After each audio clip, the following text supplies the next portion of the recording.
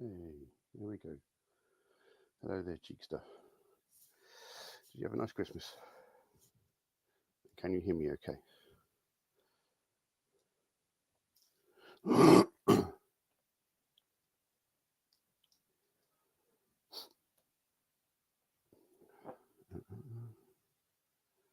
Just trying to get myself sorted. So,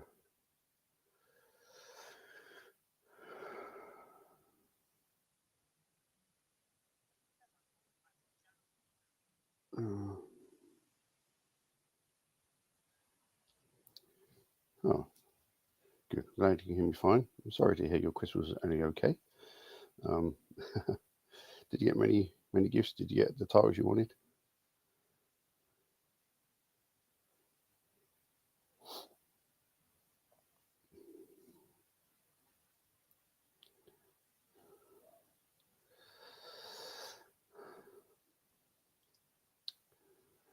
If you're out there and you're watching, say hello. Leave a comment.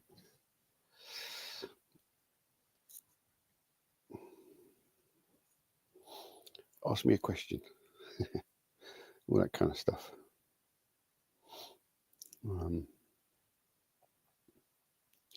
Yeah, it's just going to be a basic stream. Not going to do anything special.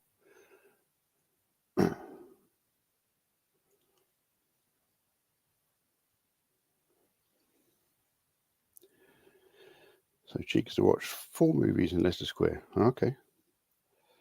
Blade Runner double bill. Nice.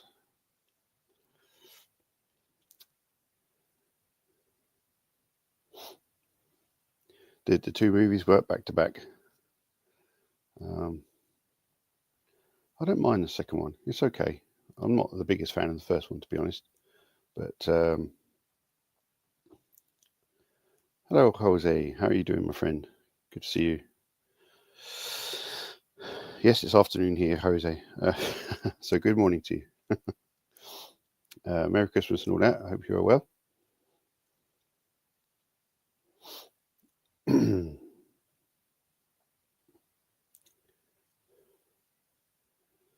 Alien triple bill. Wow. Okay.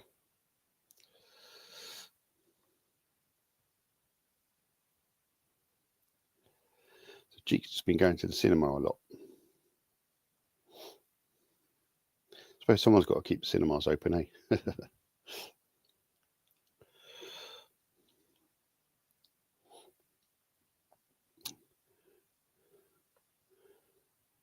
So both Blade films work back to back. That's good. Yeah, I'm sure it did sound great in 4K. Shame it's not actually film and it's digital. I didn't like how just clean and looked. Just looked too artificial. And I think there is a place for these modern films that are all clean and perfect and everything, and that's all good. But there's something about film, as I think we all agree on, that's just organic and looks kind of looks more real in a way. It doesn't look like it's been artificially created. But yeah. Do you think if I shout louder, other people will join the stream? Oh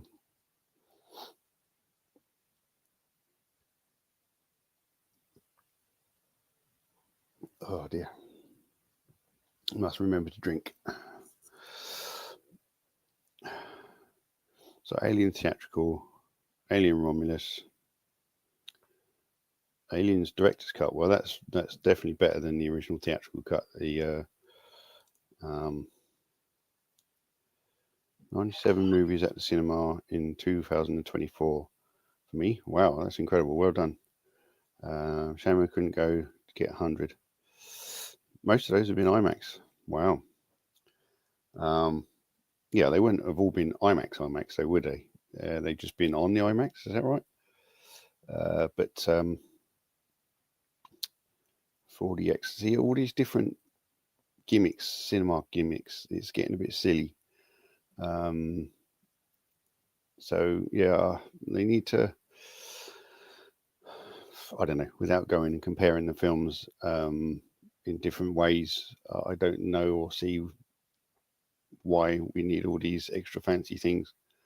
I mean, yeah, having HDR, I suppose, does make it look a little bit more realistic. But yeah, I don't know. I guess I'm just old school and prefer film. I miss seeing film at the cinema. Since meeting John Clancy and going around there a few times, I've not actually seen any film on his home cinema yet, but I'm hoping to rectify that at some point. But seeing Oppenheimer at the cinema and just seeing that film flash past you on screen, it just reminded me, I guess, of when I was younger. The film that sort of sticks out the most in my head when I think of film is Twins. You know, Arnold Schwarzenegger and Danny DeVito, and seeing that as a kid. I remember walking into the Wickham 6 cinema complex. That's what it was called back then. Walking right, turning right down the corridor to the end screen, sitting there and watching that. I didn't really know at the time that it was, you know, someone had laced up a projector and turned it on and everything. They were changing reels and this, that, and the other. I was too young to understand then. But yeah, now when I think about it, and just how it looked on screen, and when I watched Kindergarten Cop in 4K, and how that looked on screen, that really reminded me of watching film, which is good.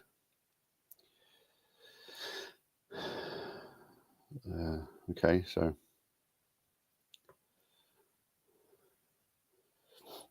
yeah, Leicester Square, most are digital 4K, but I've watched 1570 IMAX film as well at BFI IMAX. Cool.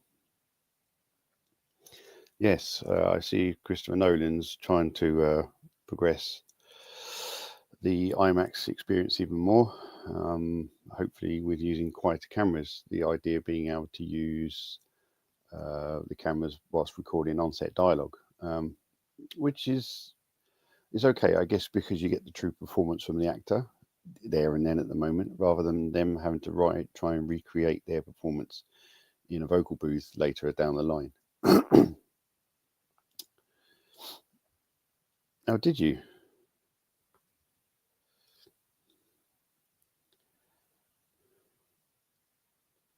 Oh, wow. Cool. Yes. Well, so yeah, Wickham 6, I don't know who runs it now because it's not Empire anymore. Someone else has taken it over. But I remember in Slough, the first multiplex that was there, oh, sorry, it's not the first multiplex that was there, because I used to go to a cinema, which is now the police station, and it had 3 screens, and they were really old style cinema theatre type screens. And then in Slough Centre, they had what they called the Maybox, and that was the first 5 screen complex, or it might have been 7 or something. Quite a lot of cinemas for back then. But of course, now you've got 10, 12 screens, but they're tiny, and they're not always that great, are they? What's this email? Oh, an email telling me I'm now live. Anyway, so Jose, what you been up to, my friend? Omniplex took over what was once UCI Wickham 6. Yeah, it's been all sorts of different types of cinema, hasn't it? It was definitely Empire for a really long time, and they added, so there's now 8 screens there, because when I did my stag do, we were, I think, in screen 8, which was a small auditorium, but the screen was nice and big, so it was really sort of in your face, and that was really, really great to see Terminator on that. And that's kind of the experience I wanted at home. Hence, now I've got my screen, I can do that. Once I get a 178 image up there, I can get that sort of full frame feeling, and having the screen completely cover my vision and everything like that. So it's great.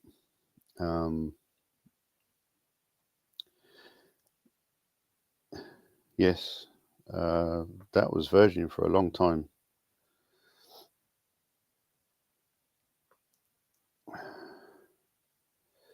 Yes, I don't know what that is now. So you just kind of go around the country, don't you, Cheekster, going to the cinema? You're everywhere. Just where there's a cinema, you must pop in and watch something.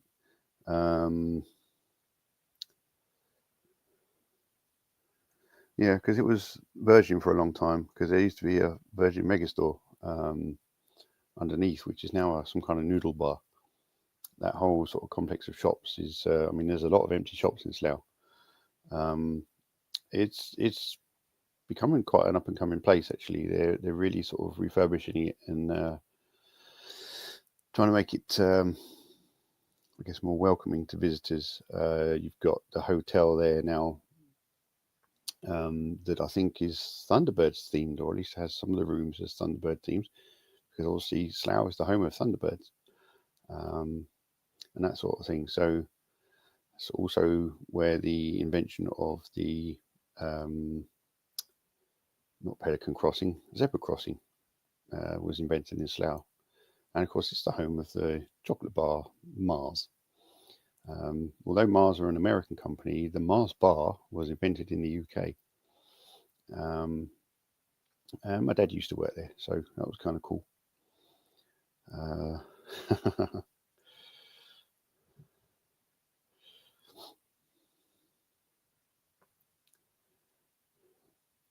So there we go. Nothing wrong with going to cinemas around the country. Different experiences. I know my wife and I, when we went down to Cornwall a few years ago, we saw Die Another Day. No Time to Die, sorry. Get it right, Trev. We saw No Time to Die. And COVID was kind of over. And, you know, we went in with masks on and everything. And they said, oh, you don't have to wear your mask if you don't want to. It's like, okay, it was kind of an unsure time. Just wanted to be safe, and but none of the staff had them on. So, of course, we didn't get any COVID or anything. So we had a good time. But I remember only once when I've been on holiday with my parents did we go to a cinema. And that film was All Dogs Go to Heaven. That's why I distinctly remember watching that. I couldn't remember where sort of in Devon it was, but yeah, that's so a film I wouldn't mind seeing again just to see what it's like now. I think I have seen it since I saw it at the cinema, but kind of cool that I got it in my list. And of course, if you remember a couple of years ago, my wife and I being up, was it North Wales, and we went to see that. Was it North Wales? Wherever it was, we were meant to see the screening of Metropolis, and staying in a cottage somewhere and just having a look through the local newspaper. And there was a film society putting a showing on of Metropolis. So the first time I ever got to see the film was at the cinema. That was really cool. Great experience. An amazing film. Sending a message out that we still haven't listened to. We create so many films with these kind of messages in them, and we just don't do anything about it, do we? We just carry on as we are, and it's a shame. It's sad. But okay, so there's 3 people watching. Who's the third person? Say hello. Don't hide from me. It's kind of a shame I can't see you. It's a bit weird talking to a little tiny camera, but so oops, go back to that one. In 6 months, once cinemas reopened after COVID 2020, you watched 33 films. Well, there you go. Again, you were there getting the business back online, weren't you, Cheekster? Because a lot of people thought cinema was going to die. But no, they seem to be working their way back and getting more and more people back in there. Streaming hasn't taken over, which is good. You know, as we always keep saying, streaming is a good thing in some ways, but that experience of going to the cinema and buying your snacks with some friends and or even by yourself, and just getting that big screen experience is a good thing. And it becomes a memory then, doesn't it? It becomes an event. So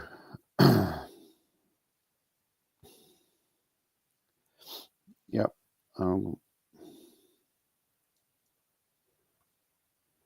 So 2 empty seats, spacing in between each group of people, etc. Oh yes, of course. Had to wear a mask unless eating or drinking. Yeah, that's good though. I think we went to a concert not far from that sort of time, and I think we all had masks on, if I remember rightly, because obviously a concert venue is going to be a hotspot for germs jumping around, aren't they?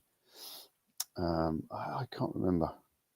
It's 2020 for multiple reasons for me anyway is something I've definitely shut out my mind. Although there was many good things that came out of that time period, and I tend to focus on those. So 4 people watching. Hi guys, welcome to the stream. Merry Christmas and all that. Hope you had a good Christmas. Let me show you my jumper. So I did on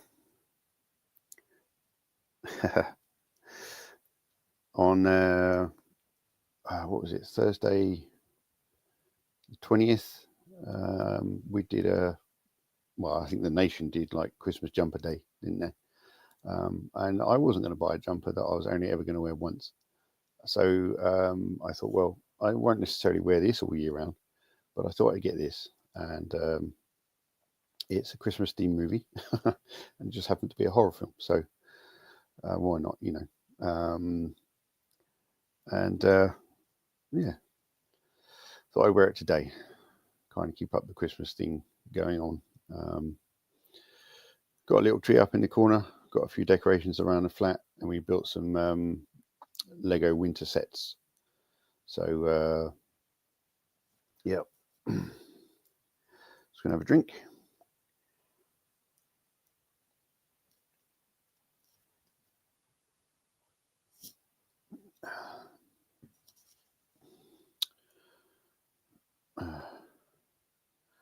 So Jose doing well. It's good.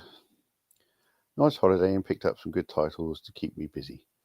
Hope yours was first rate as well. I see photos of Leicester Square Odeon. It looks like a place I'd love to visit. Yes, mate. It's definitely one of those sort of pilgrimage places, isn't it? It's been the home of many premieres of many big films.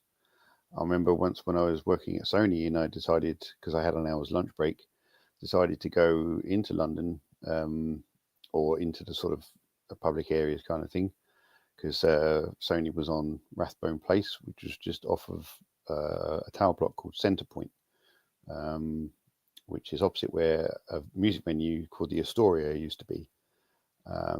Anyway, so I went into Leicester Square, and lo and behold, there was all these fancy cars, and it turns out it was the premiere for, I think, Fast and Furious 5 that they were getting ready for. So that was cool to walk around and see the cars from the films. Obviously didn't go to the premiere, but but yes, quite often you can turn up in London and they've got all sorts of things set up and ready to go.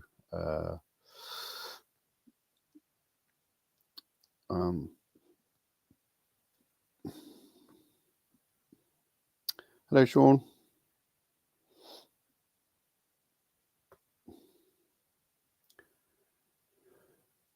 Did I know Steve Rance? I don't know. What did Steve Rance do? The first day I got there, I got introduced to like 200 people. Could I remember their names? No, I couldn't.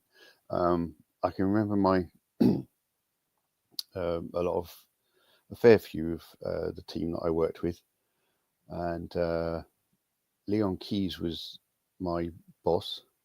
He was the head of the QC department, and but yeah, that was a long time ago now. But yes, Sony DADC. So obviously it's kind of a branch of Sony, but that was a brilliant job. It was really nice to see the QC side of things, whereas the previous job I'd had been the quality assurance. So quality assurance being we had the finished product, and we just made sure it was working as should be before it went for mass replication. And then going to Sony and seeing all the QC work that had been done before the check disk is created, it was incredible to find out how much work went into it all. Hence my little series on my channel.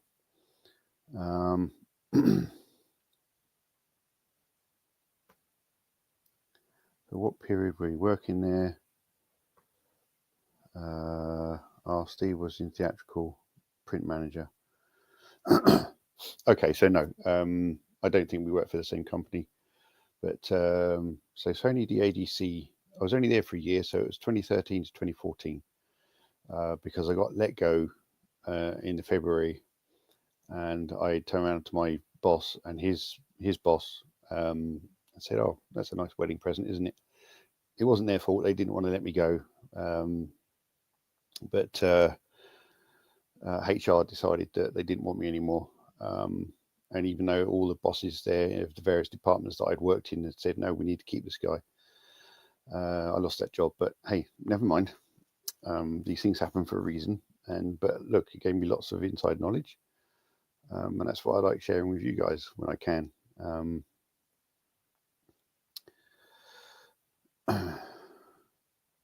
Yeah. So, what titles do we know are coming out for 2025? I don't keep up with this kind of thing. I just sort of, I guess I wait till I have the channels get these things, and I think to myself, oh yes, that's coming out, cool. I do look on Blu-ray.com. That is quite a good source of up-and-coming titles, and then I have to make a note of them because you kind of forget, and because it's months ahead of them actually being released. Or like I've tried to do, where I've joined the mailing lists of all the boutique labels and everything, and you get first-hand information of when new titles are coming out and that kind of stuff. Then of course your shopping list just gets bigger and bigger and bigger, and you run out of money before you've even earned it. So it does get ridiculous, doesn't it? Hello, Twilight Limits. Nice to see you.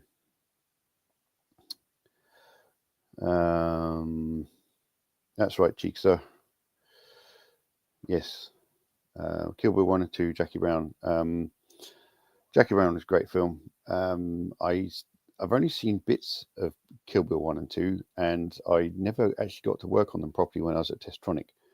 I think I may have done some like compatibility testing or something, but I don't think I ever did a watch through, or if I did, don't really remember it very much, and it might have been part 2. So I do have them. Oh, I thought I had them next to me, but I don't. I do have them on Steelbook, but I might just wait till 4K before I get them. So Twilight Limits says, what's your favourite movie this year? Okay, well, now I've got 5 of you watching. Let's start going down my list. So these won't be films from 2024 as such. I've only seen a couple of films from 2024, and I'll tell you what they are. I've been more inclined to watch films at home than actually go to the cinema. So if I go into my app and I look at movies and I put seen in theatre,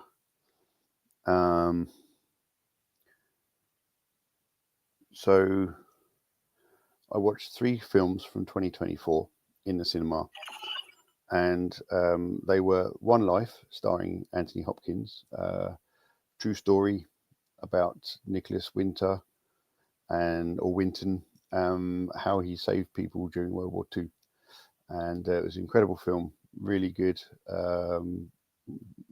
story, really nicely put together. I was gutted it only came out on Blu-ray. I was kind of hoping it would get a 4K, but it's not the kind of film that everyone's going to rush out and buy or get. But to me, it's a film everyone should watch because it shows a lot of humility. And funny enough, it showed the Maidenhead Advertiser.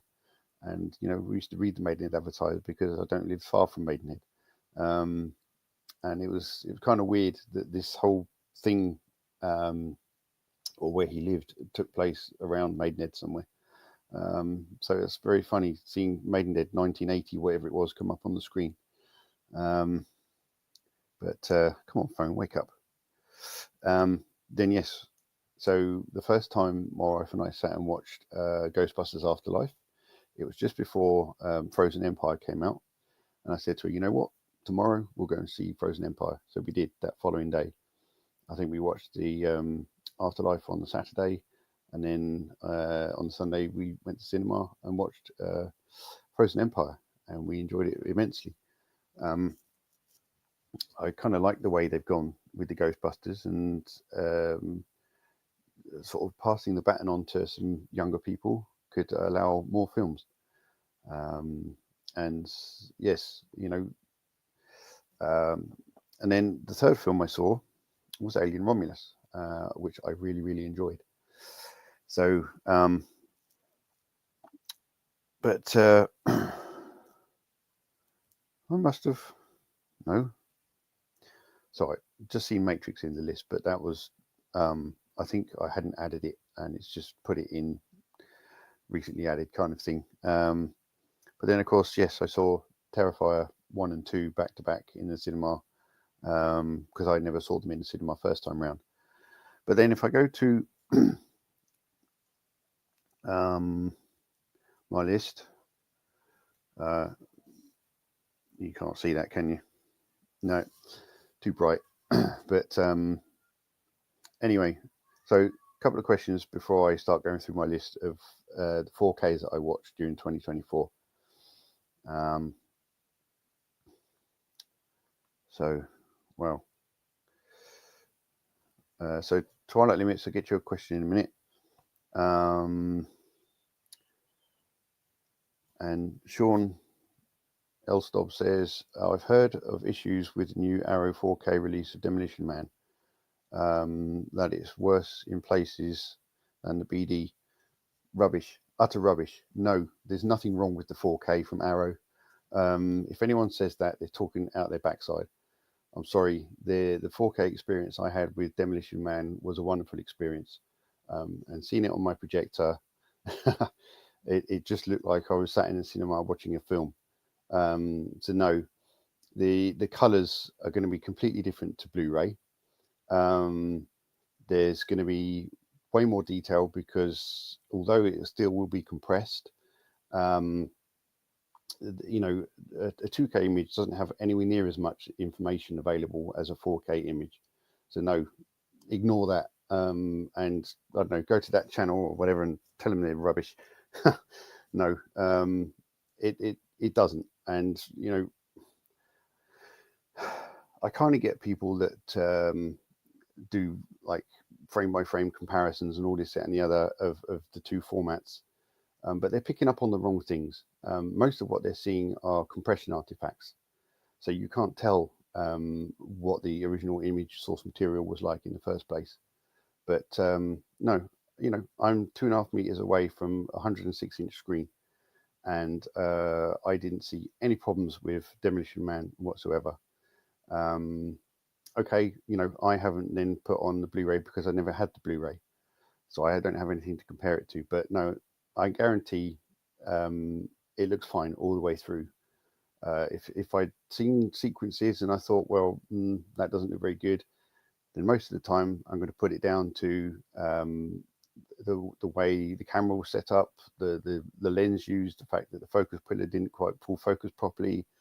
There's all those sorts of things that happen. There's so many things that happen that cause issues in,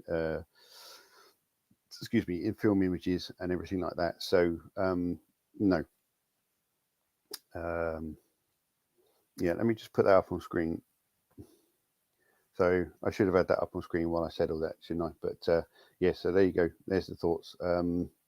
That's my thoughts on that question there. That no, that's rubbish. It's a brilliant, brilliant 4K. And you'll find out from this list. So I'll tell you what, let me start the list and then we'll get to some more questions, shall we? Okay, so now these aren't in the order I watched them. These are in the order of which I've ranked them. And there's two rankings. There's the picture quality, and then there's my viewing experience, how much I enjoyed watching the film. So the first one on the list is the remake of Carrie. Now I have the Shout Factory 4K, and so my scores are 7 out of 10 for the picture, and then 4 out of 10 for the viewing experience. And the reason is because the disc crashed, so I didn't get to watch the whole film.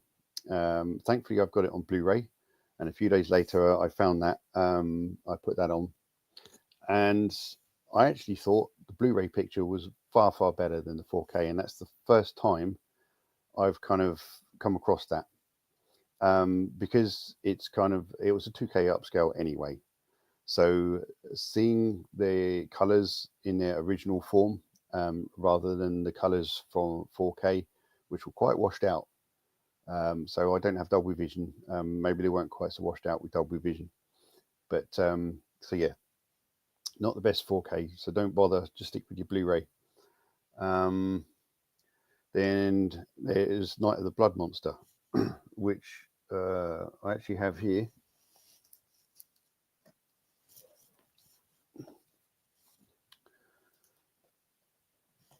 From Blue Underground.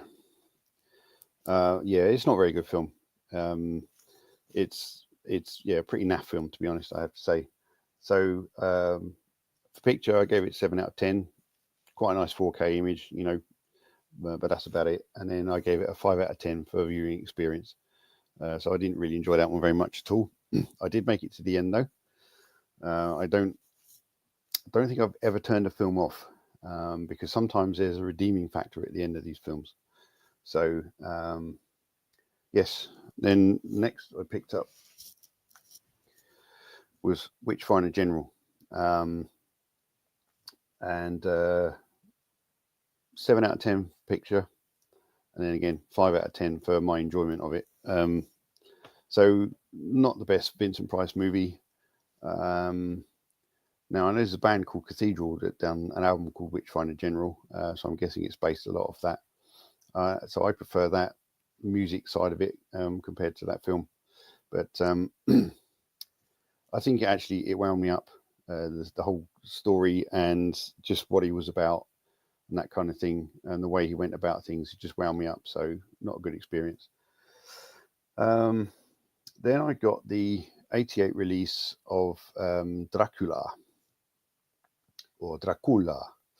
and that wasn't bad. I did a review on that, my big screen review. So if you want to find out a bit more on that, go and check out my review. Otherwise, I gave that again 7 out of 10 for picture, and a 7 out of 10 for my enjoyment of the film. So slightly better film. Next on the list is Killer Clowns from Outer Space. And that was the first time watch for me. Again, that's the Shout Factory version. I was meant to get all these and so I could hold them up on screen, but I had a bit of a rush before doing this live stream, eating my lunch and popping down to the pharmacy for my wife. So I didn't quite get time to get them all. But yes, so that was a 7 out of 10 for image and a 7 out of 10 for my viewing experience. Not a bad film. It's you know, quite an original film. So you got to give it marks for that, don't you? Then I got the Arrow release of Basket Case, and I gave again 7 out of 10 for both the image quality because it comes from a 16mm source. So essentially that needs to be a slightly different scoring because it's a 16mm film presentation rather than a 35mm presentation. So that's a 7 out of 10 for a 16mm presentation. You know, if you're going to try and score it comparing it to any 35mm films, then it's going to be much lower, but you don't do that. That's what we need to understand and remember. What source did the 4K come from? But yeah, so 7 out of 10 for that. And I quite enjoyed it. I understand the others are not too good. So let me get a few more questions in.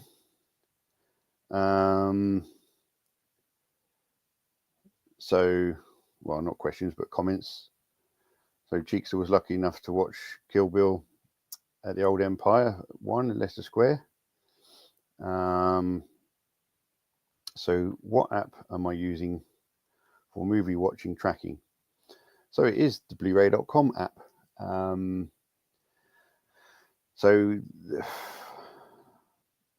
just think you go to Google Play and search for Blu-ray.com and download the app. Now, whether I can get you to see this on screen, I don't know. I mean, if I turn the brightness right down, yeah, right. So now you can see that. So if I go to home,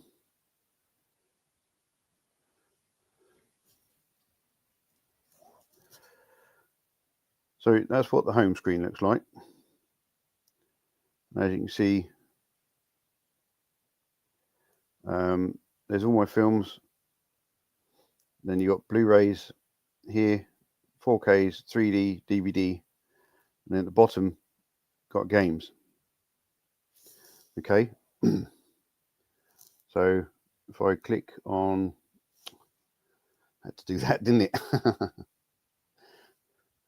If I click on 4K, you'll see it load up all my 4Ks. The more 4Ks I get, the longer this takes.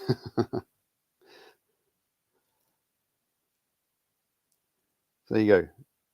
Was that 693 4Ks, is it?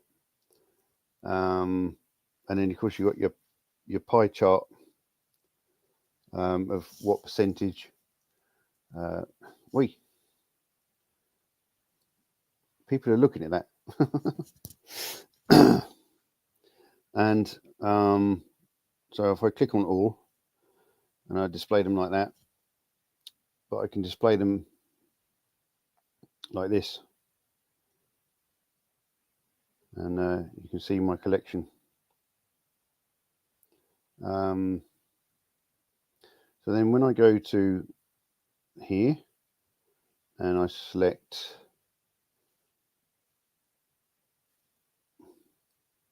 my movies, so it's got all watched. So that's how I track what I've watched, and then seen in theatre. So if I go to watched, you can see the last film I watched was Pumpkinhead 2. And again, I can put them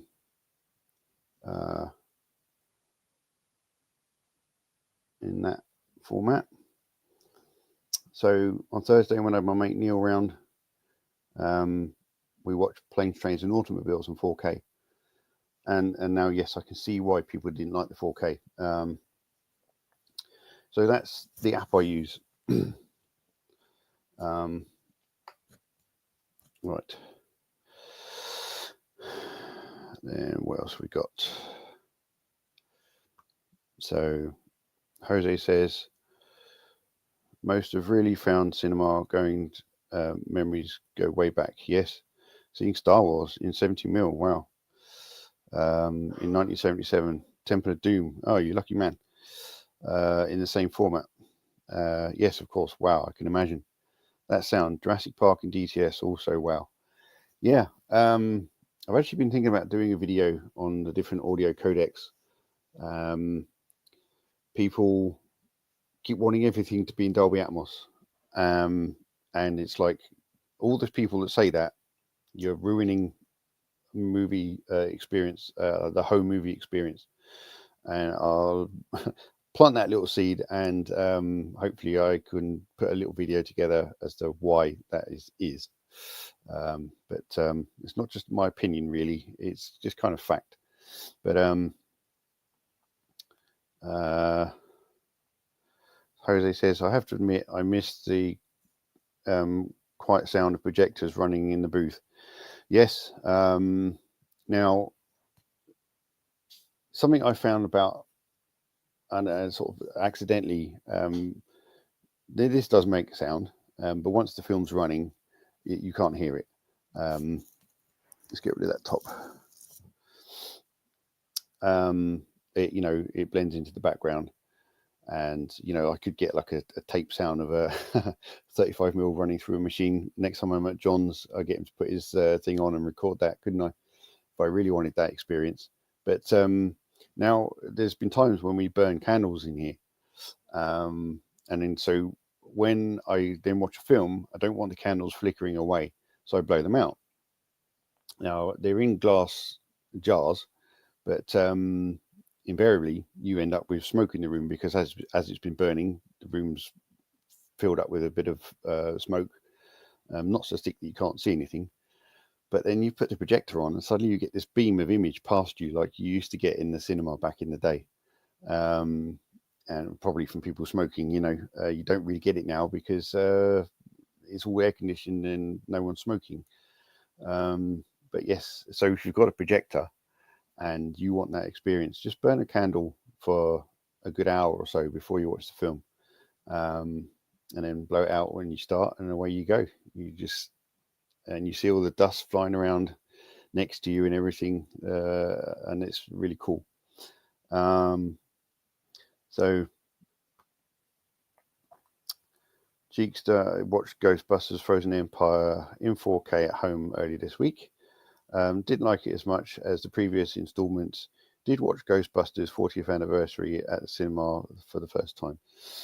Wow. Now I can't remember if I actually saw Ghostbusters, which ones at the cinema. I could look on my list, couldn't I? So movies, seen in theatre, and if I set the organisation, so their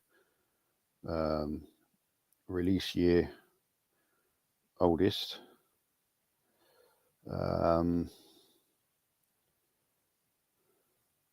so let's see. No, I don't appear to have. There's twins.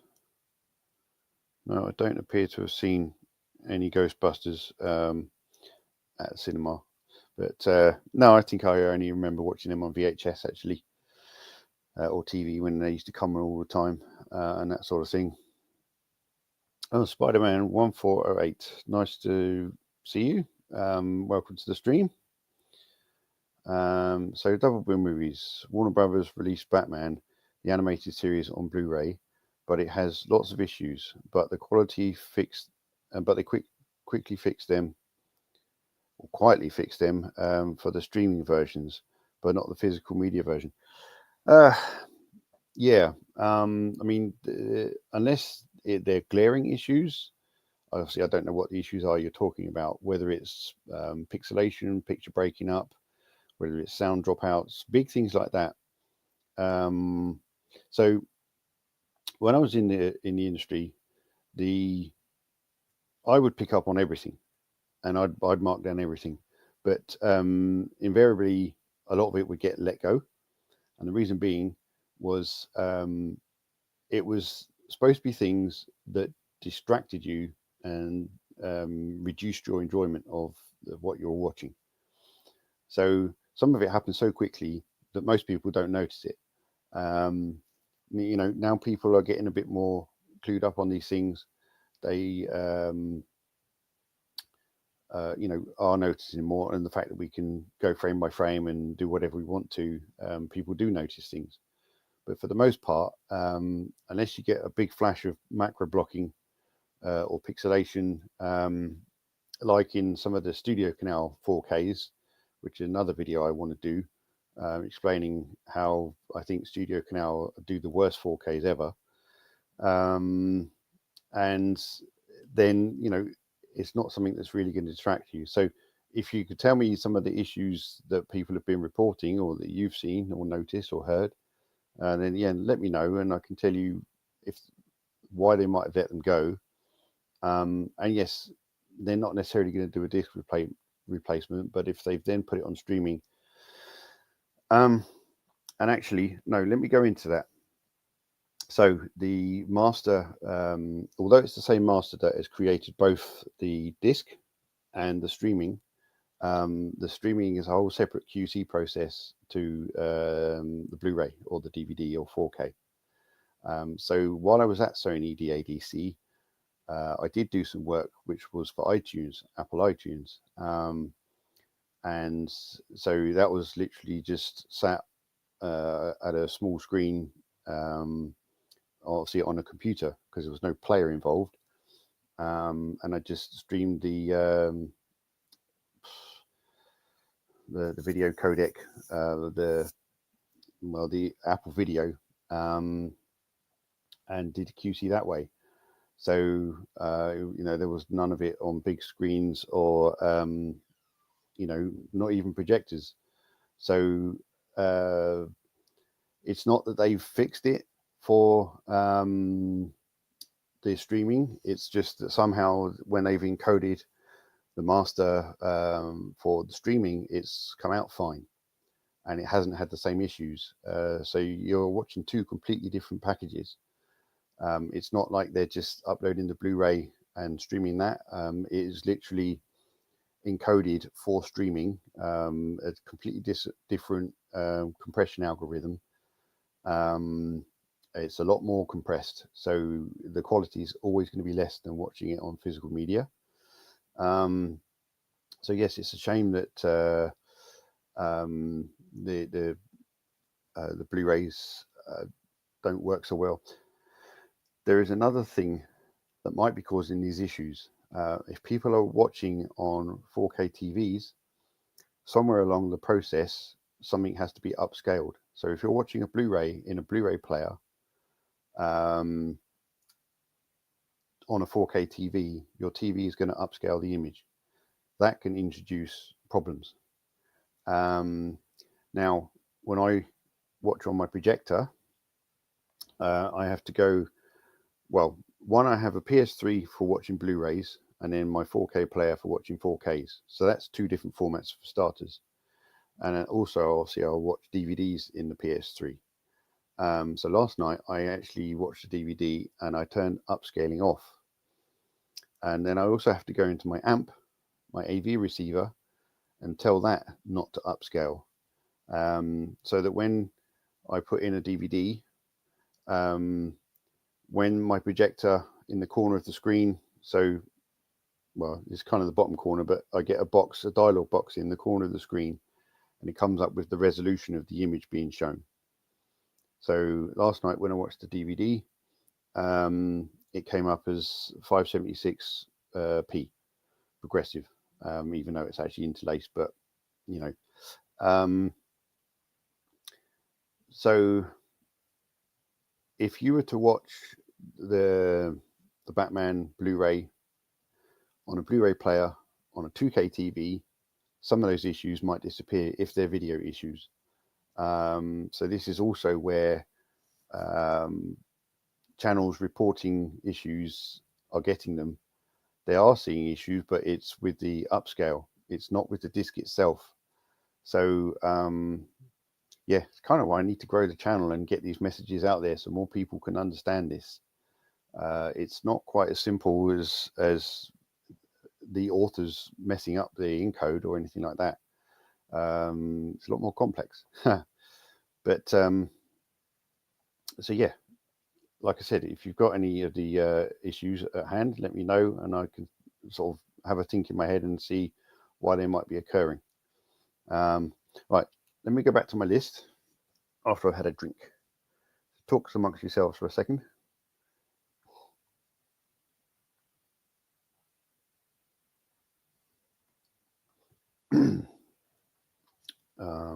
Okay, so where was I?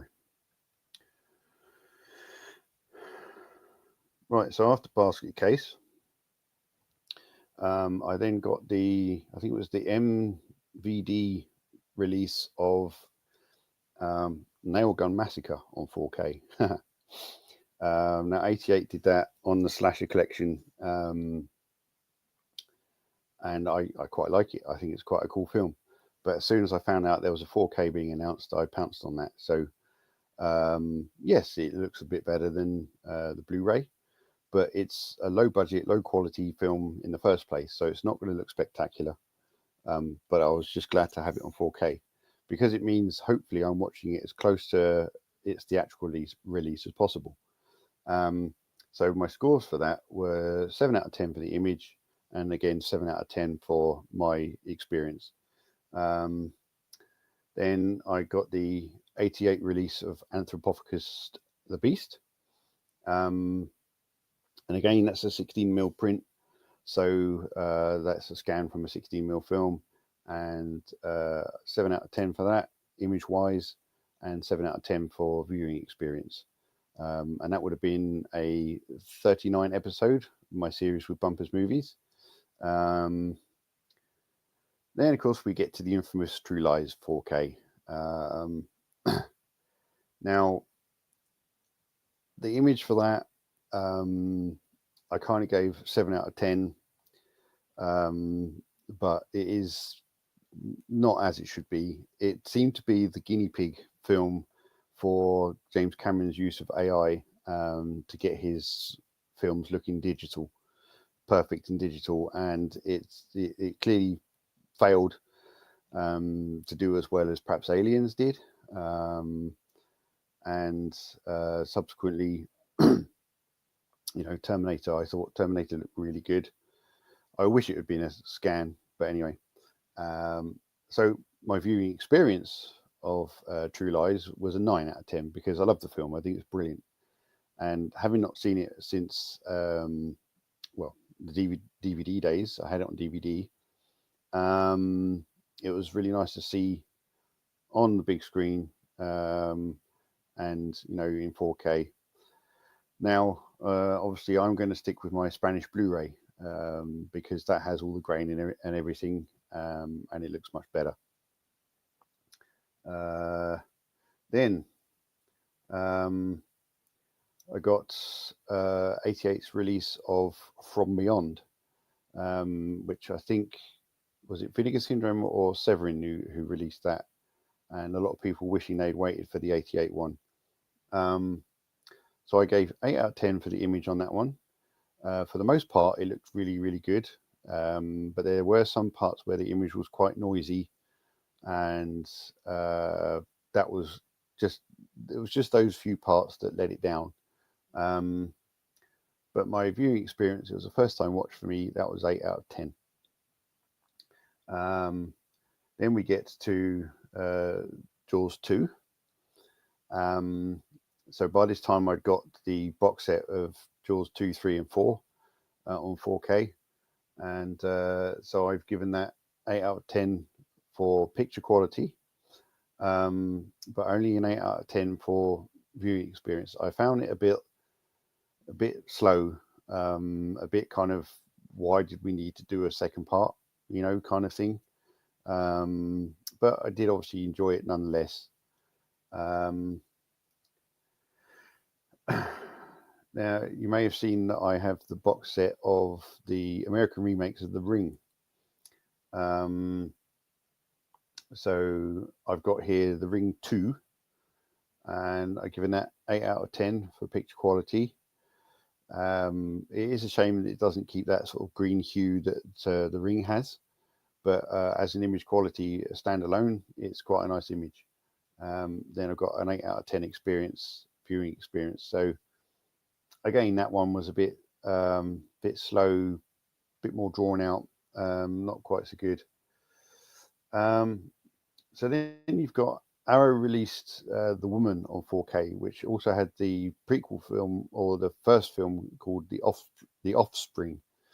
So I'm guessing releasing it under Offspring, although they have done a standalone version of that, I think. At the time, the Woman probably did better, so they've released it like that. So you can guess now, I've given that 8 out of 10 for picture and 8 out of 10 for my viewing experience. And then I'll do one more and go back to questions. I got, was it? I can't remember if it's Kino Lorber or Shout Factory now. Leviathan. As you may remember, I got a version that didn't have the slipcover, and then I managed to find a slipcover version on eBay, and I've passed on that other one. So 8 out of 10. That was the first time viewing, so 8 out of 10 for image and 8 out of 10 for viewing experience. So there's quite a list here, but I'll go back to some more questions. If there are any. Yes, there are.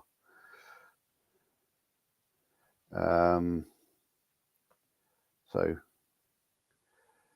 Redemolition Man QC, that's good to hear. I can't see any issues when I've looked at split screen comparisons. No, you won't. Now,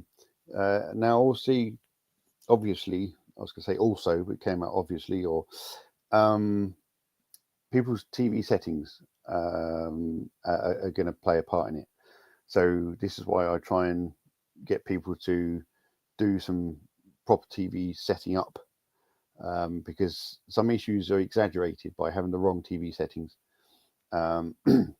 So I know if you watch my discussion of True Lies with John from Movie Collector channel, in the description is a whole list of settings that your TV should be on.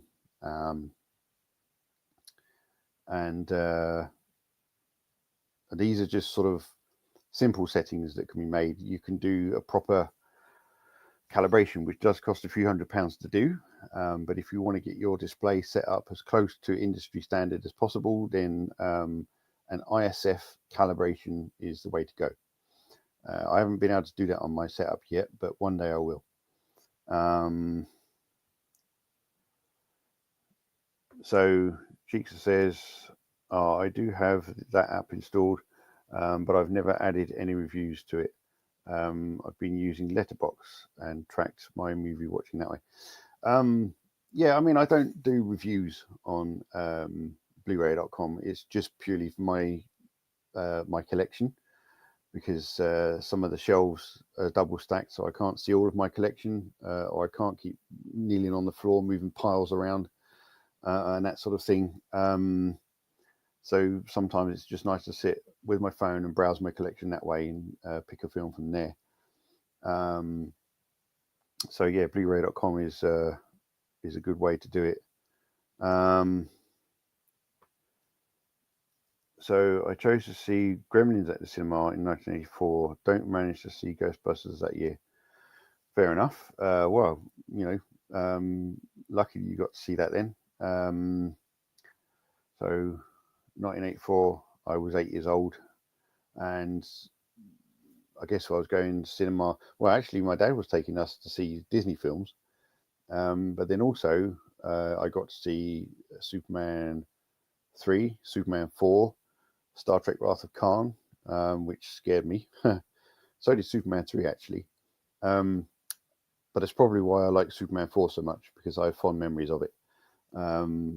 You know, I was at the right age to see it, and Superman was my hero. And yeah, I thought Nuclear Man was great.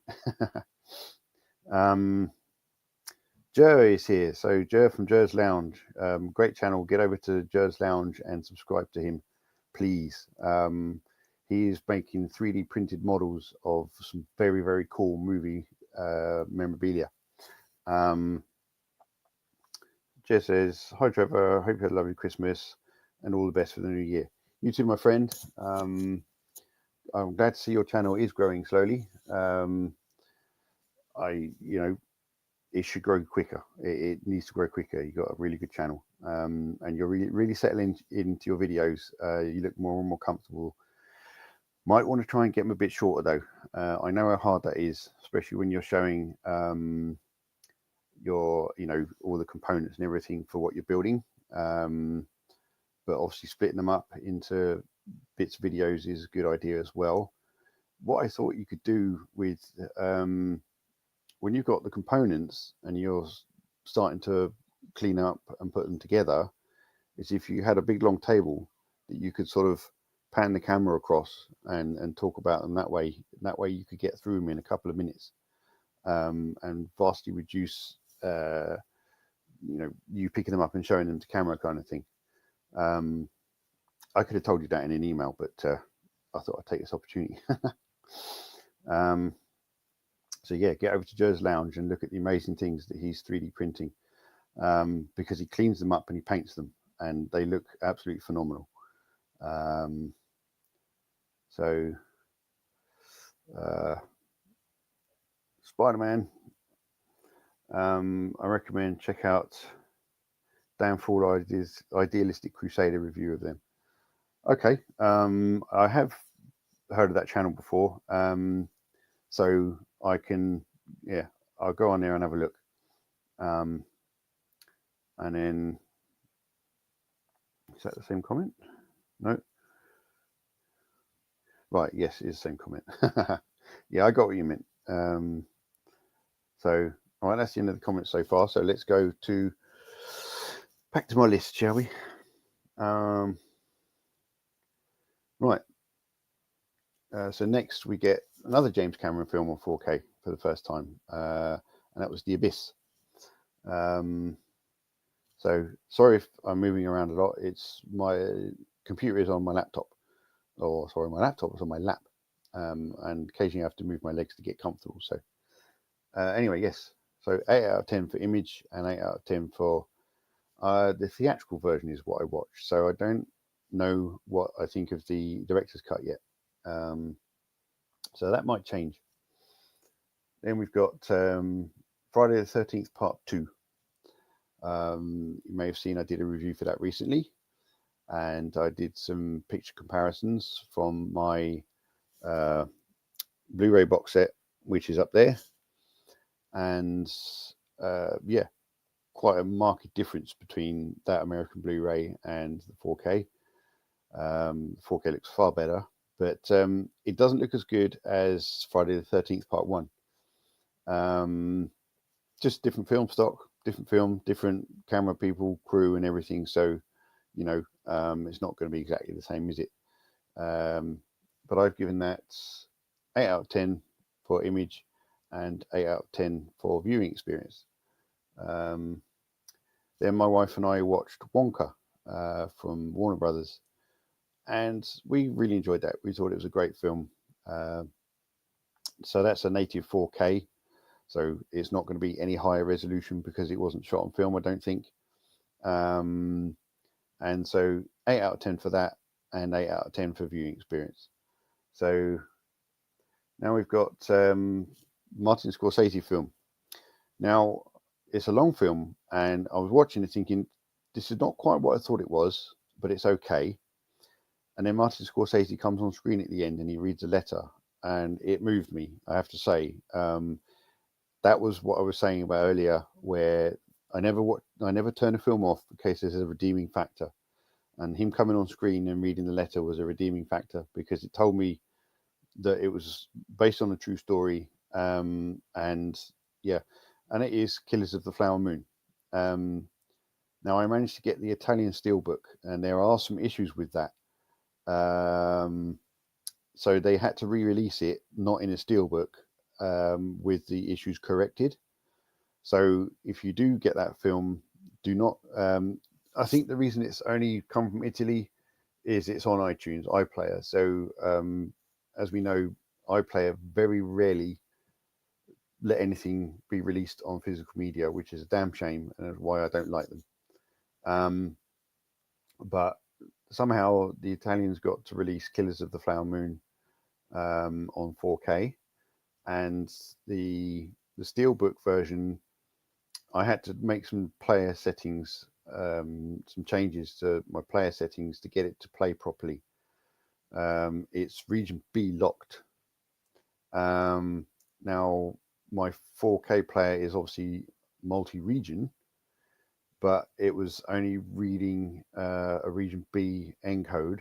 So I had to turn it on as if I was going to watch a region B Blu-ray. So basically I have to press 1, 2, or 3 on the remote if I want region A, B, or C to power it on. And so I had to press number 2 to power it on as a region B player, and then finally it played the 4K.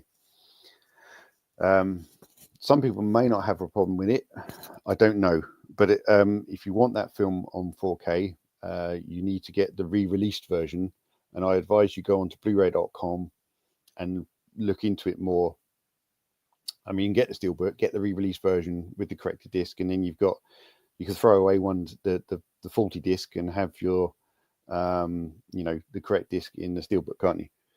So it was a good film. It was a good film.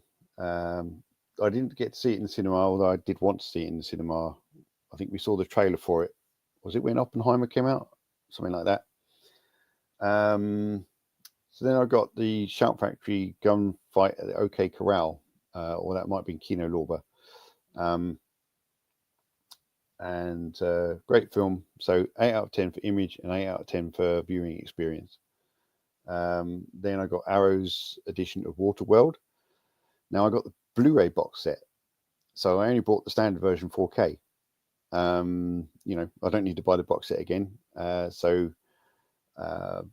that's how I got around that. I've got quite a few standard versions of Arrow 4Ks because I previously bought the Blu-ray version box set. So that's how I got around that. So that's 8 out of 10 again, and 8 out of 10 for viewing experience.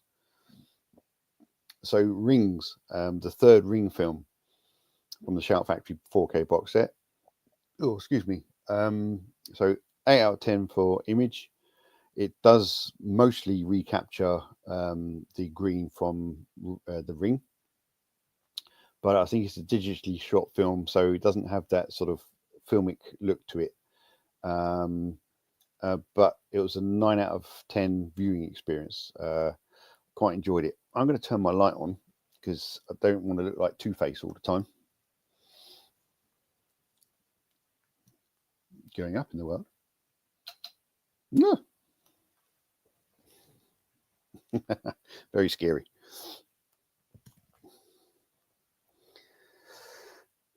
There we go.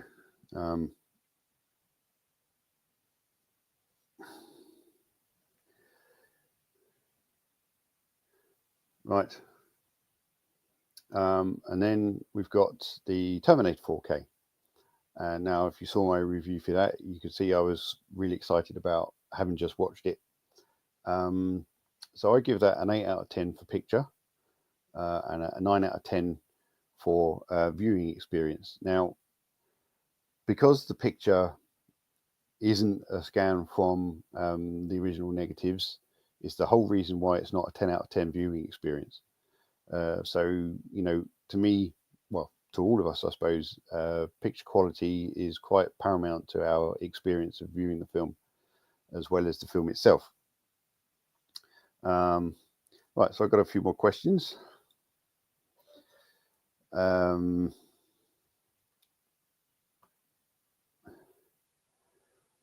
So, a few years, Disney released Pirates of the Caribbean on 4K Blu-ray. I heard it was horrible. How come they didn't recall it and issue replacement discs?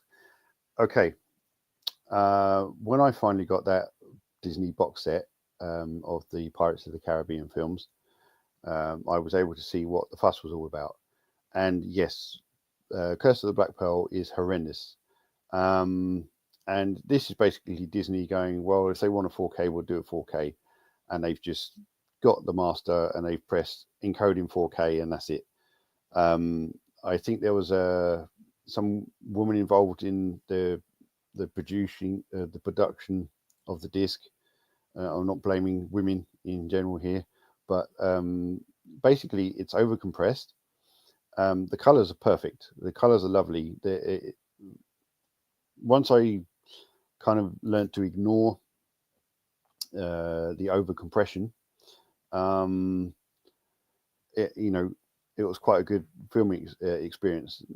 Now, definitely what we need is someone like Arrow to pick it up on it and, do the box set properly and give us what we're supposed to have. Now, I went back to the Blu-ray. Having worked on the Blu-ray when I was at Testronics, you have to remember we were watching 50-inch TVs. So when you see my screen come down, the TV that's on the wall is a 50-inch. And, we're sat as far away as I am now in the linear playrooms that we had. And from that distance, the Blu-rays look fine. Put the Blu-ray on my projector, that is also awful. So the Blu-ray is awful. So because it was a 2K upscale to 4K, you've upscaled the awful image that was there in the first place. So clearly when the master was created, it wasn't QC'd very well. And what they didn't realize was, you know, I could pause it on a frame where the detail is perfect and looks exactly how it should do throughout the film. But then the next frame, it would all disappear. And that's what happens when you watch Curse of the Black Pearl on 4K and on Blu-ray. Now, you may not notice it on your TV, depending on how far away you're sat from it. But on my big screen, the Blu-ray looks awful. So that is part of the reason why. And that's the reason why they wouldn't have done a disc replacement back then, because as far as they're concerned, they don't care and there was nothing wrong with it. Despite the fact everyone complained how awful it looked. So now, had I been QCing that, I would have flagged it up, said you cannot release this. I really would have screamed and shouted and probably lost my job over it, saying you cannot release this. This is not release worthy material.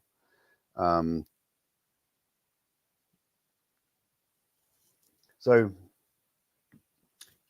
if someone does get the opportunity to go back and scan the original film negatives, it will look stunning, because, like I said, the colors were beautiful. My image comparison pictures of the DVD, the Blu-ray, and the 4K to me showed how lovely the colors were. The teal had been pushed on the Blu-ray, but again, that teal push is not visible on my screen because the image is blown up big enough that it totally desaturates the image and presents it how it's supposed to be seen. Anyway, so hope that answered that question. What else? I got the Dark Knight trilogy on 4K Blu-ray for Christmas. I don't understand why don't get big studios don't use the original poster artwork. So when it comes to re-releasing something, it has to look different, because something's been released in a certain way. If you're going to re-release it looking exactly the same, then the contents and everything else has to be exactly the same. So it's the same with a remastered album. It might have slightly different artwork. Like the front image might be the same, but the inner, everything else, the packaging will be different. So you might go from a standard vinyl sleeve to a digipack. That's different packaging. That's different enough to prove that it's different from the original. So I do have a video kind of explaining about packaging. So if you want a bit of a better explanation, try and find that video in my playlists. It's probably in the How Physical Media is Made playlist. And I go into a bit more detail of my understanding of it. And I did speak to my friend at the BFI to help me on a few things on that. So yeah.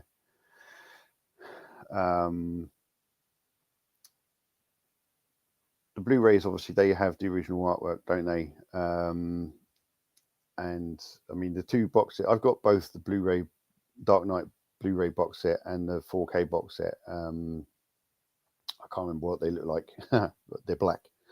But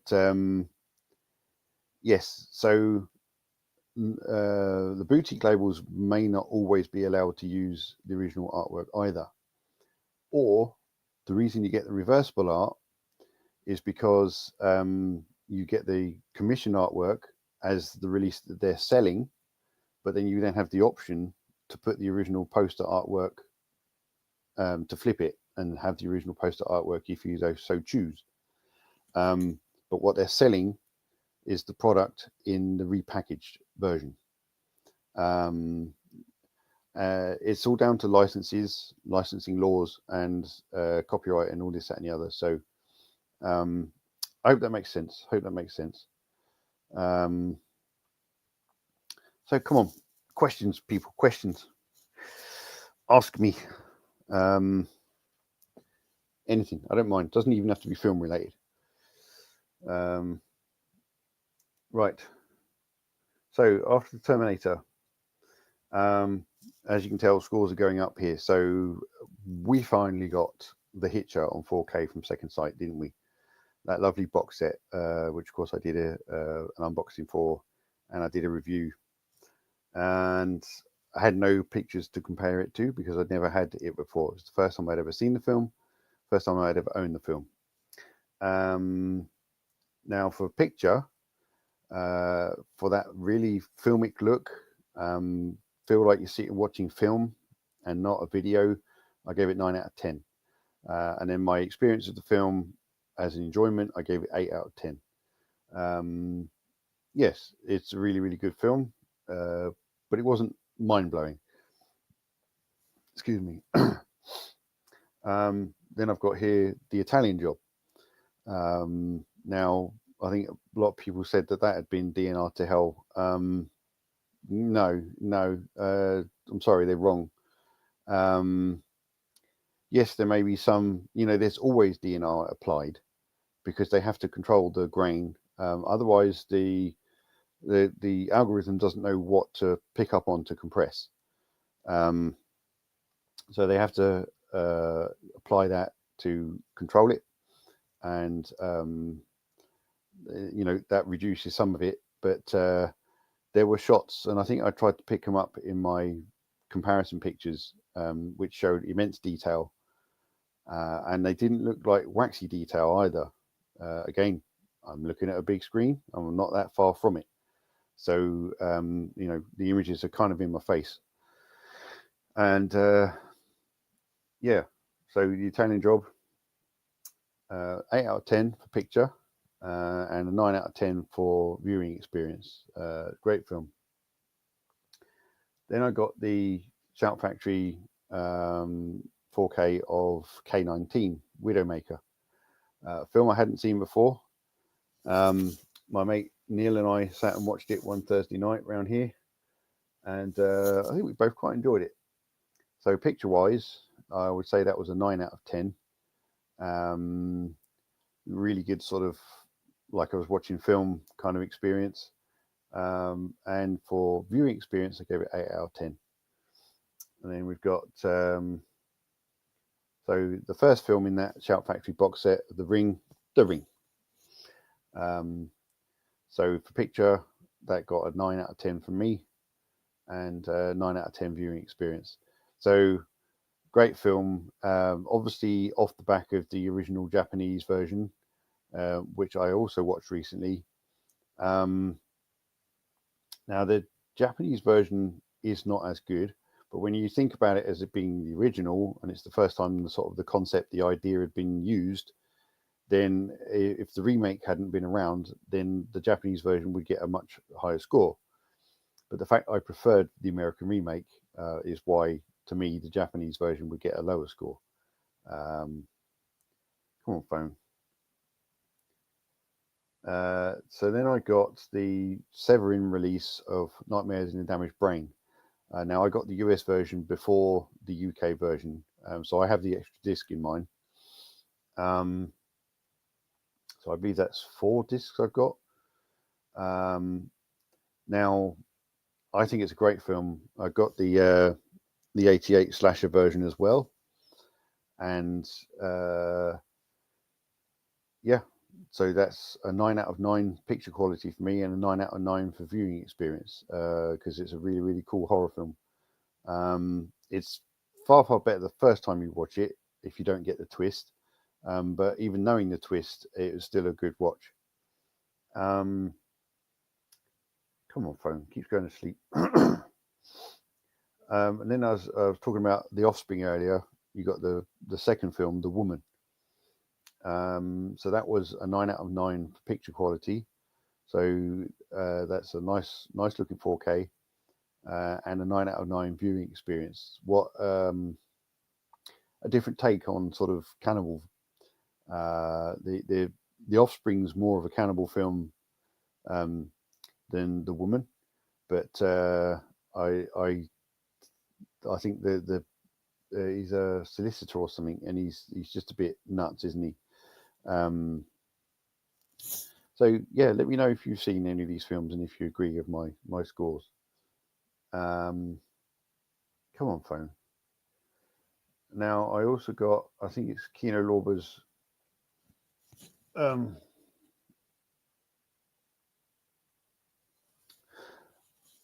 can't read it quick enough. Changing Lanes, starring Ben Affleck and Samuel L. Jackson. Now, I was completely blown away by the image of this. I think I suddenly found out on my projector that actually on my player I'd had the HDR optimizer turned on, and it was reducing the dynamic range. So when I turned that off and I got the full dynamic range of the image, suddenly it was like, oh, okay, this is what we were meant to look at.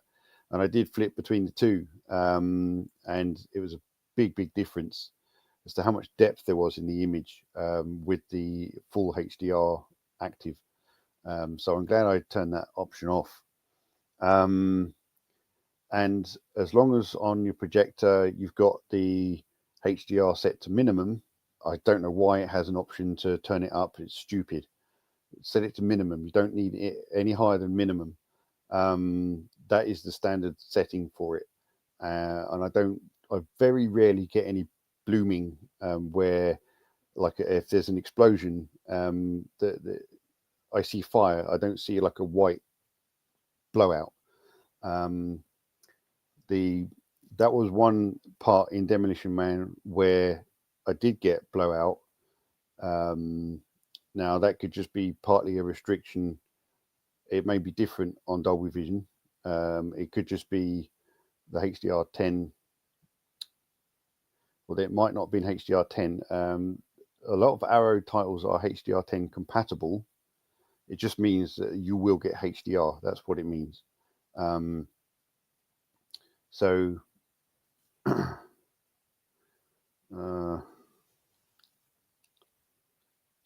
okay.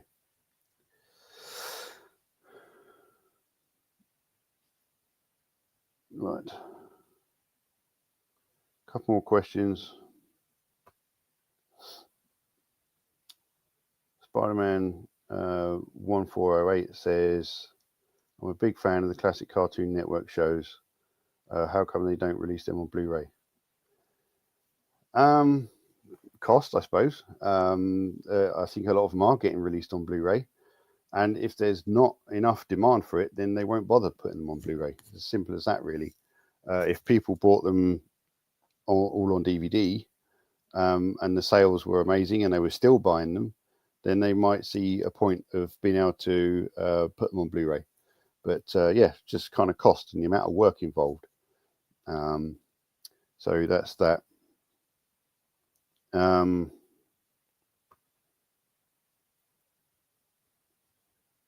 So Jeekster says, I do like the idea of having separate ratings for the video quality and the overall movie experience, something I've not done when keeping notes on my movie ratings. Yeah, obviously the overall score does take into account the picture quality, but for the most part, as I'm running a channel and you guys want to know, well, where does this rank, Trev? Then that's why I'm giving a separate score, because your enjoyment of the film might be massively different to mine. But if if you're put off by low picture quality, then you may not bother getting the 4K and just sticking with the Blu-ray or DVD or whatever. So Jers Lounge says, have I seen Terrifier 3 and what's your take on the series? No, I haven't seen Terrifier 3 yet, bizarrely, despite having the top on. I am waiting for the Uber Mega Edition from Umbrella to turn up, and to get the distribution correct, they're being very careful, and they're doing it in waves. I got a sneaky feeling I should be in the first wave, and it doesn't come out until I think it's the end of January anyway. Blu-ray.com did have it down as December 17th, but I went on the website recently because it was the 16th, and I thought, well, am I going to get this tomorrow or not? And the website said January 21st or 31st or something. So I corrected Blu-ray.com. Whether they've actually corrected it, I don't know. But the series, I think it's brilliant. Art the Clown is by far the best new kid on the block, isn't he? And he's kind of, in some ways, he's wiping the floor with your Jason and your Freddys, just with his over the top Saw level kind of kills, and just doesn't care. It's just a brilliant concept. It's really sort of captured my imagination and what they can do with it and where they can go with it. You know, there's no story to them as such. Yes, you've got the young lad and the young girl. I know the young lad's called Elliot because he's got a YouTube channel called Little Punk People, where he interviews rock stars. But you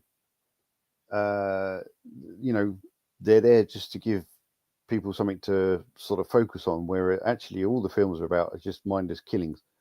And you know, I'd happy to sit there and watch a montage of how he likes to kill different people, but so they've got a loose story, haven't they?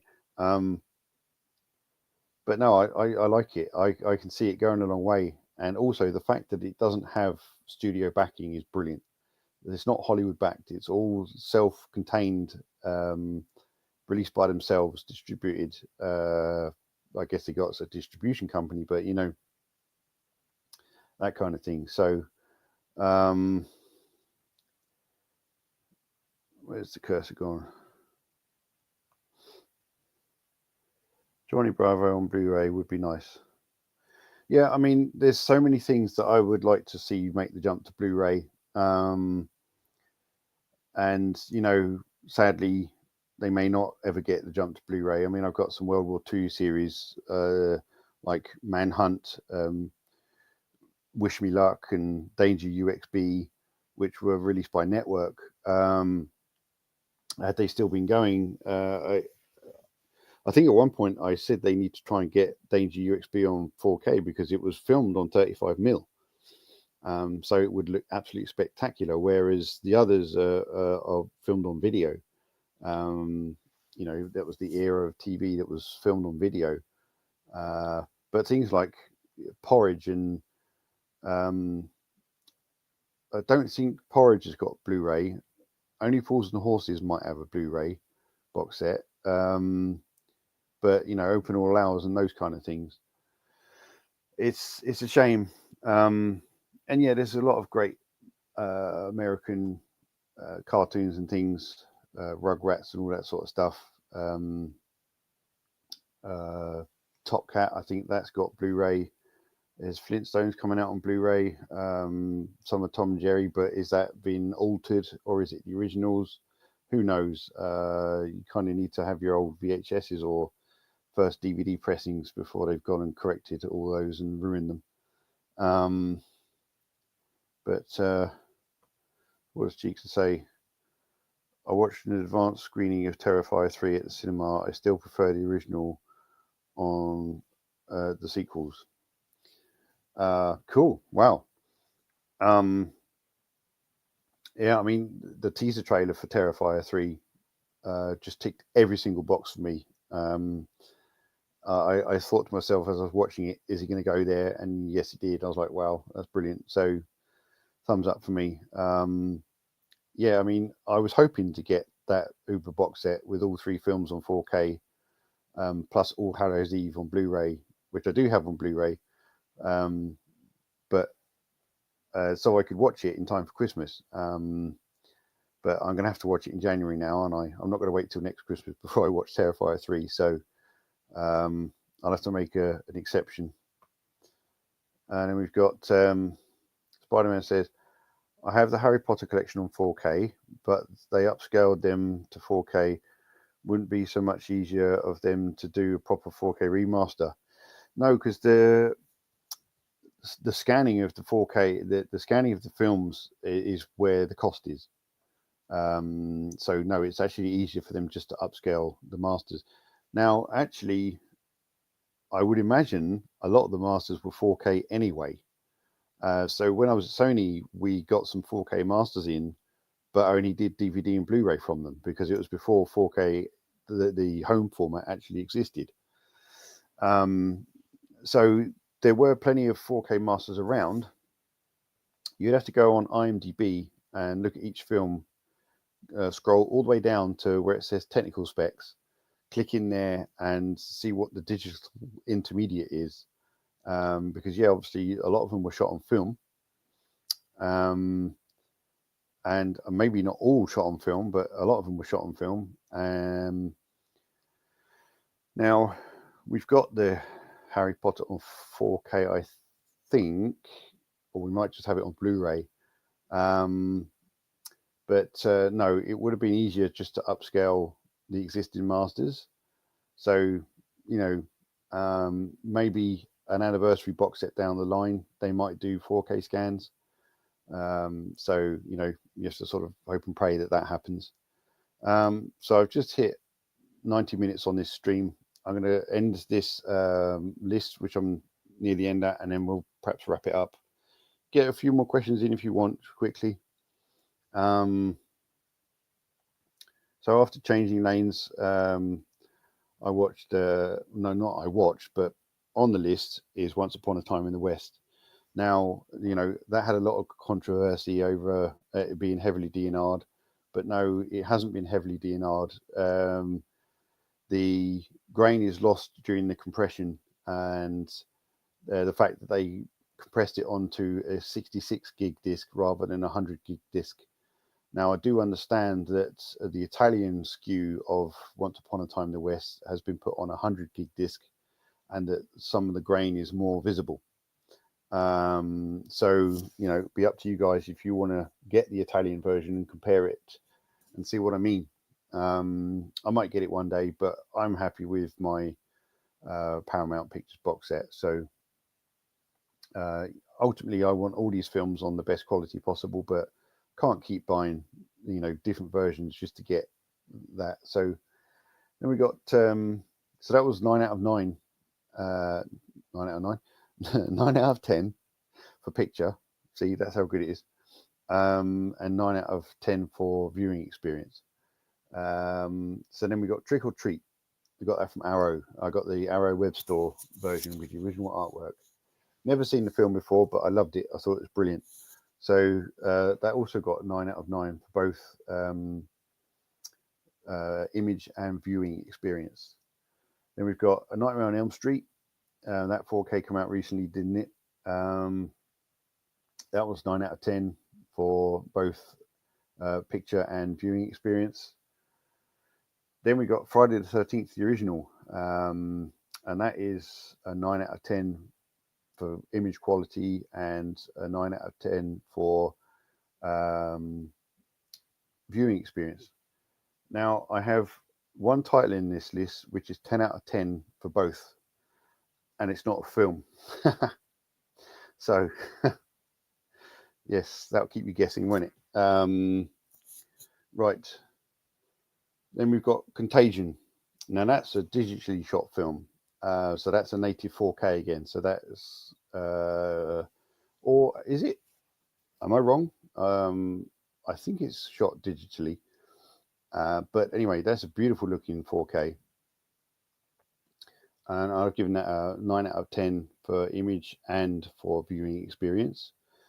Then I've got Kindergarten Cop, where that's a 10 out of 10 for image. That's a really, really natural looking film, 4K, and 9 out of 10 for viewing experience. But it was cool to see Astoria. Last time I visited America, I went to Astoria, so drove around a lot of those areas. So then we've got Demolition Man, so 10 out of 10 for picture, and then 9 out of 10 for viewing experience. Yes, I do love the film, but not enough to give it 10 out of 10. Then we got Twister. Now that was 9 out of 10 for image. It's a beautiful looking 4K, but it's not the most amazing looking 4K. And I do like how they've greened up the going green scene, because on my projector and my screen, it doesn't look anywhere like it did on some people's OLEDs. And I've explained why that is, because, you know, watching a 50 or a 65 or an 85-inch OLED is concentrating the image and saturating the picture compared to, and if it's Dolby Vision as well, there's more color for Dolby Vision than when I watched it on my projector, where I'm blowing up, stretching the image, desaturating the colors and making them more natural. So these films are mastered for the big screen. They're not mastered for your TVs. So then the one title that gets 10 out of 10 for both film quality and viewing experience was Queen Live at Montreal. Now, I remember growing up watching that. Roger Taylor was one of my drumming idols. I had the VHS. I still got it in the loft. And so I watched it endlessly because there's a drum solo in it and that kind of thing.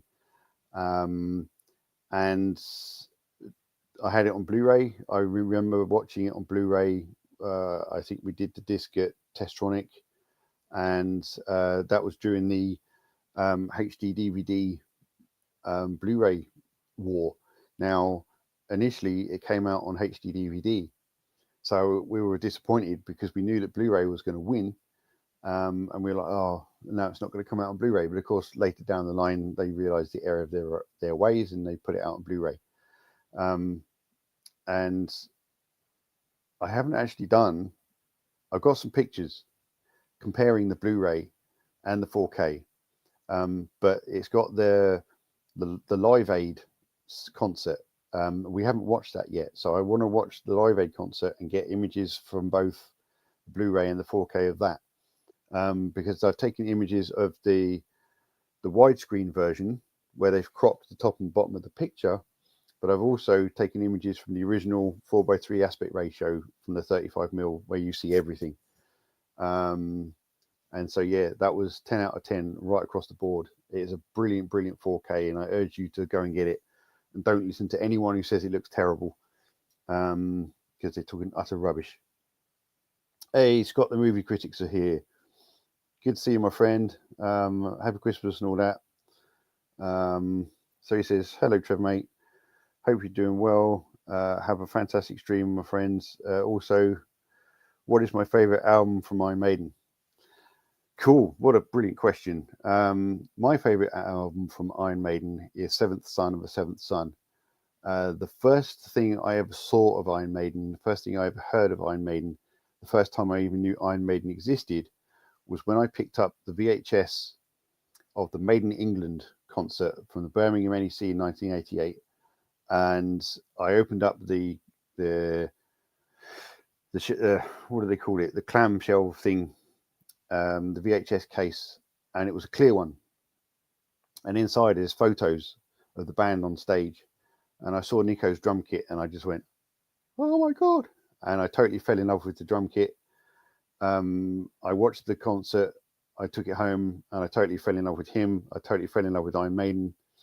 And of course, that tour is from that album. So it was the first album I got on CD, was Seventh Son of a Seventh Son, and it's just 100% perfect. The whole album is, from start to finish, from the first note to the last note. There isn't anything wrong with it. So Somewhere in Time comes a close second, and probably Brave New World comes third. And then No Prayer for the Dying, and that sort of thing. But most people go for Live After Death because, you know, that was a great concert, clearly. But to me, Made in England wins out on that one. And when I got to see them on the Made in England tour a few years ago, getting to see those songs being played live was just heaven for me. It was absolutely brilliant. So last few questions, then I'm going to end the stream. Saw where Harry Potter and the Sorcerer's Stone was shot on super 35mm film. I wish they would have done a proper remaster from the camera negatives.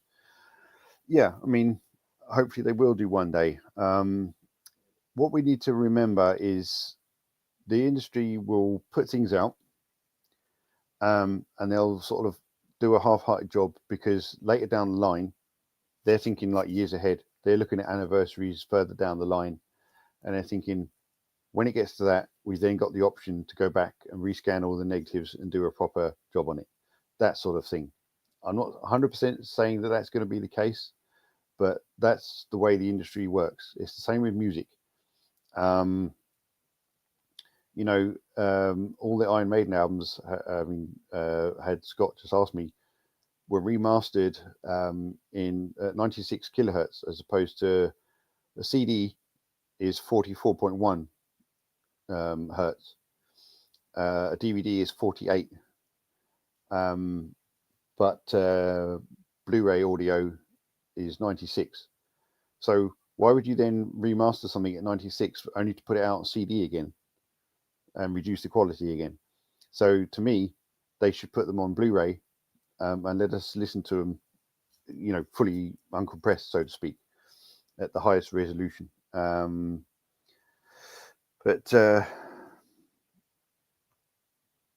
Sheikster says, should have watched Queen in IMAX, Leicester Square. Will certainly the home release in the new year. Yeah, I should have done. You're 100% right, because I saw the trailer for it when I was watching the Star Wars trilogy at the IMAX.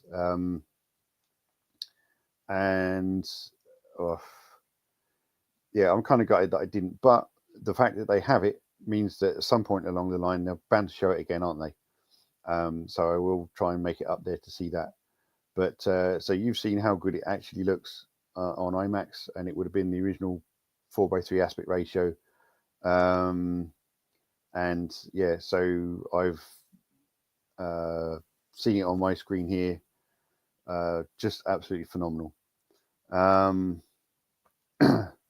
So Jer says, what has been your favorite 4K release of 2024?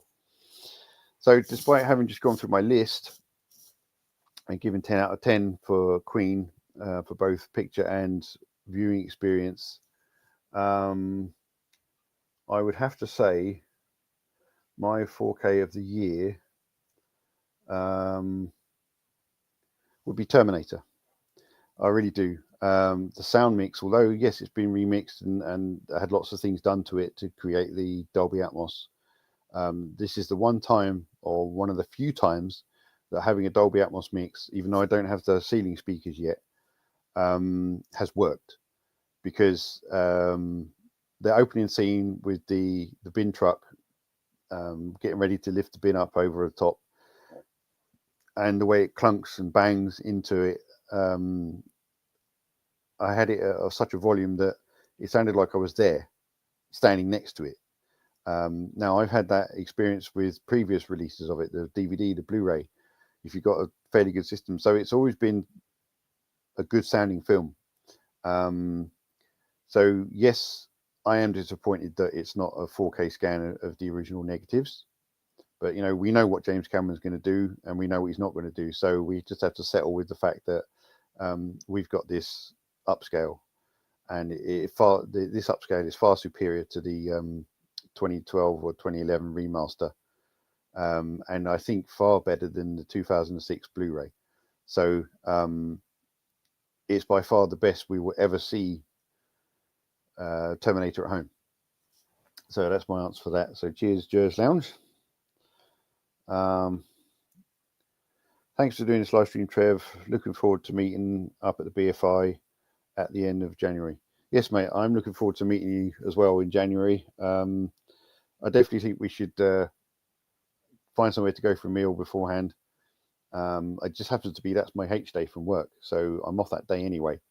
So I can come up early. We can go and find somewhere to eat, and then we can go and sit and be educated by the BFI. So yes, looking forward to that myself, my friend.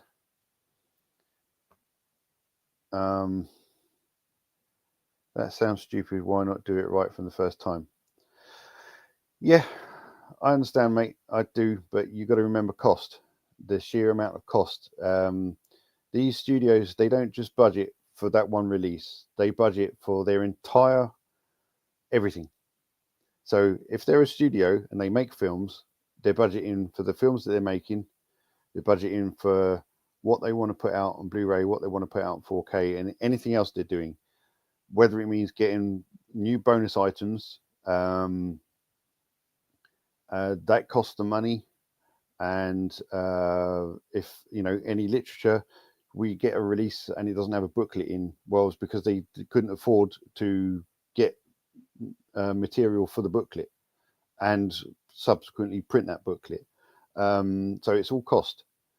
So the fact that we've got 4Ks of them in the first place, and they will look better than the Blu-rays because the colors will be better. It's a start, but you've got to look at it from a business point of view. Yes, of course, we would prefer that they went ahead and scanned everything in 4K. But there are literally, if anything's from a digital master, you're not going to get more than 4K. And if it's a 2K digital master, you can only ever upscale it. And then it's how well you can upscale it. Maybe the use of AI can improve that upscale nowadays. But it's literally down to cost. And look at the rest of the releases that came out at the same time from Warner Brothers. Look at what money has been put into those. And you may think, well, they just come in a slipcase, in an Amaray case, and that's it. Well, fair enough. But like I said, they're a massive business. Yes, we know that they make lots and lots of money, but they're also piling that money back into new productions and all sorts of other things that they deal with. So, they may finance other films from other studios and all sorts of things. So it's just down to cost. Yes, it's stupid, but there's nothing we can do about it. So sorry about that. So glad I watched the 40th anniversary of Terminator at the BFI IMAX. Yes, mate, I'm sure that looked fantastic. And Jez Lounge says the Dolby Atmos soundtrack was done very well on Terminator, my 4K favorite 4K of the year as well. So yeah, there we go. So anyway, no more questions. Gonna leave it there now, my friends. Been great talking to you. I hope I've been enjoyable to listen to. I probably won't see you. I probably won't release anything until the new year. So happy New Year to you all. I hope you all had a lovely Christmas and are still enjoying your time off with your families and friends and watching all the lovely 4Ks and that you got. Quickly, I got 2 releases. I got the 4K Steelbook from my brother, from my sister and brother-in-law of and their kids of The Sixth Sense, and I got a Blu-ray of Hitler's Last 10 Days starring Alec Guinness as Hitler. So all the rest we got were John Lewis vouchers. I did ask for other things, but I'm gonna have to buy them myself. So that's why I haven't done a bit of what I've got for this month yet. Anyway, Terminator 2, yes, yeah, Terminator 2 does need everything done to it, doesn't it? Apparently they are working on it, so we should be getting a new 4K of that. Anyway, cheers guys. Thanks for being part of the stream, and I'll see you soon. So take it easy.